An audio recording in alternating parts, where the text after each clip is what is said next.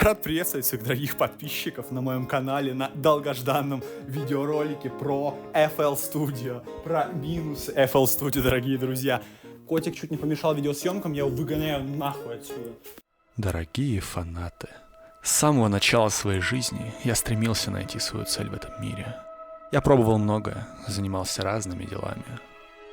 Наконец, сегодня до меня дошло, что все, для чего я жил, сводится к этому видео. Неделю назад я выпустил видео, в котором рассказывал о тех немногих минусах Ableton, с которыми мне приходилось сталкиваться. Если вы здесь, то можете уже не смотреть его, ведь те минусы FL Studio, о которых я вам расскажу сегодня, полностью затмят те микроскопические черточки напротив Ableton, и вам ничего не останется сделать, кроме как...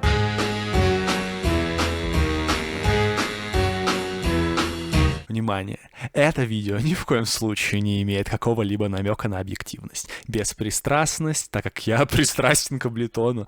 Это мое видео, и более радикальная позиция собирает больше классов. Начнем с самого первого минуса, который встречает нас прямо на этапе запуска программы.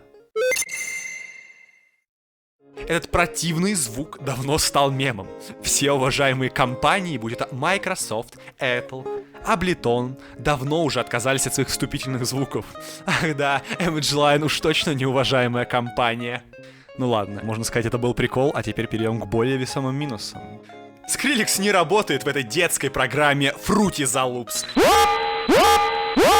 Skrillex работает в Ableton, точно так же, как и в Daft Punk, Calvin Harris, Kurt Hell, Kavinsky, Morgenstern, Slava Merrill, Tokyo Man, Liquid, Killanoia, Виктор Цой, Полина Гагарина и даже, сука, мать его, Мартин Гаррикс сделал обратный камин-аут и перешел в Ableton, сучка. Ну ладно. Из действительно важных вещей хотелось бы выделить уебанский плейлист в FL Studio. Кто придумал эту уебанскую систему? Все эти паттерны, стоящие в рандомных местах, автоматизации новыми паттернами. Просто зацените, как это все реализовано в Ableton. Все на своем месте. Есть какой-то канал со своей дорогой для паттерна и со своим синтом. Там же вы можете настроить и автоматизацию. Никакого лишнего захламления. Да, вы верно можете заметить, что во Fruity Loops присутствует свобода, демократия. Но опять же, подумаем, как вы будете, блядь, трекауты делать, честно и без понятия, как и собственные EFL-щики. Следующий минус — это множество окон. Начнем сначала.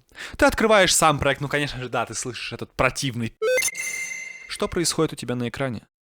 На твоем экране тебя вежливо ожидают примерно все твои 900 окон плагинов вперемешку с окнами от самой FL. Это очень приятная каша. Ты закрываешь все эти плагины, начинаешь работать. И эти окна начинают подкладываться друг под друга. В этом вообще можно как-нибудь разобраться. Опять же, перейдем к программе Ableton. Если на канале открыт плагин, то он виден только когда ты выбираешь этот канал. Все. Никакого захламления. Максимально все по полочкам. Тут же выходит и следующая проблема FL Studio. Система с каналами.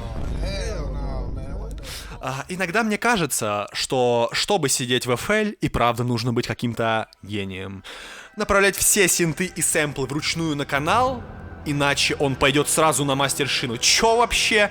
Это сдохнуть можно, когда у тебя на рандомных местах стоят паттерны, инструменты которых направлены в рандомные каналы внешне, которые вообще никак не связаны. Максимально неинтуитивно. Ну и, наверное, последний, небольшой минус, но... Блять, это пиздец большой минус. Ребята, 10 слотов для эффектов на канале...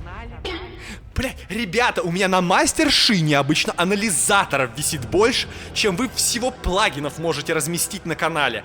Я правда не понимаю, как можно терпеть такие ограничения. Да, в основном на канале либо ничего не висит, либо там 2 эквалайзера. Но бывают же ситуации, когда сидишь и одну дорожку пытаешься обработать час. Нет, я понимаю, что если у тебя на канале уже 10 эквалайзеров вперемешку с сатураторами и сусом, то скорее всего у тебя изначально что-то пошло не так. Но бывают ситуации, когда просто удобнее пользоваться, допустим, 3 эквалайзерами. Например, Как я эквализирую мастершину? Кидаю первый эквалайзер, которым ищу резонансики, там, по итогу получается множество точек на эквалайзере. И чтобы потом с ними не возиться, чтобы они не мешались, я ставлю второй эквалайзер, на котором, скорее всего, уже эквализирую сайдики там чисто, вот этой синей линии, если будет такая необходимость. Теперь я хочу проэквализировать свой микс более широкими мазками. И для этого, чтобы мне не мешала синяя линия и вот это множество точек с первого эквалайзера, я воспользуюсь третьим эквалайзером, на котором, возможно, сделаю high cut и low cut. И, допустим, немножечко приберу тело. Давайте посчитаем.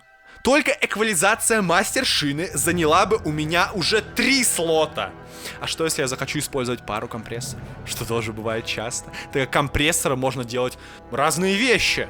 И при каждом из вариантов придется закидывать новые.